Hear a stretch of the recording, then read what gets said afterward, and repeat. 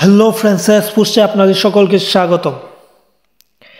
সামনে আসছে FIFA window. এই ফিফা উইন্ডোতে নেপালের বিপক্ষে একটি প্রীতি ম্যাচ খেলবে বাংলাদেশ এবং তারপর এএফসি এশিয়ান কাপ কোয়ালিফায়ারের ভারতের বিপক্ষে সেকেন্ড লিগের ম্যাচ খেলবে গড়ের মাঠে।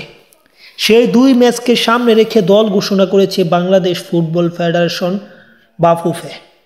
মূলত এই ভিডিওর মাধ্যমে আমরা জানবো বাংলাদেশের এই দলটাতে কারা কারা আছে, তাই জানবো। তার আগে যারা চ্যানেলটি সাবস্ক্রাইব করেননি, চ্যানেলটি সাবস্ক্রাইব করে পাশে থাকুন এবং পুরো ভিডিওটা দেখুন।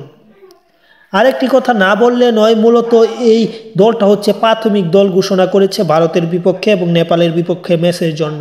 এখান থেকে আবার অনেক প্লেয়ার বাদও যেতে পারে, আবার কেউ কেউ ঢুকতেও পারে চূড়ান্ত দলে। যাই হোক, আমরা প্রাথমিক স্কোয়াডটাই দেখে আসি।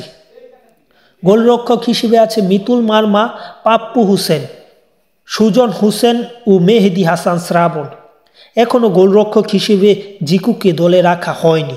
ডিফেন্ডার তপু বর্মন, সাদউদ্দিন আছে সাদউদ্দিনের ভাই তাজউদ্দিন, আছে শাকিল হোসেন, জাহান আহমেদ, তারিক কাজীর মতো ফুটবলার, রহমত মিয়া, শাকিল আহাদ, তপু, আব্দুল ওমর। এটি মূলত ডিফেন্ডার। এবং যদি আমরা মিডফিল্ডার দেখি, সেখানে মূলত বড় বড় প্লেয়ার বাংলাদেশের, যেখানে আছে সুহেল রানা, যিনি অত্যন্ত ভালো প্লেয়ার, আছে মোহাম্মদ সুহেল রানা, মানে একজন সুহেল রানা সিনিয়র, একজন জুনিয়র। পাশাপাশি আছে জামাল ভুঁইয়া, দলের ক্যাপ্টেন, আছে হৃদয়, আছে কাজেম শাহ, আছে হামজা চৌধুরী এবং সমিত সুমকে দলে রাখা হয়েছে। কিন্তু সুম এখন পর্যন্ত নেপালের বিপক্ষে ম্যাচটা খেলবে কিনা সেটা নিয়ে সংশয় আছে, কেননা তিনি নেপালের বিপক্ষে ম্যাচে শেষ দিকে নামতে পারে এমনটাই কোচ বলেছে কিছুদিন আগে। এবং আছে মুরসালিন।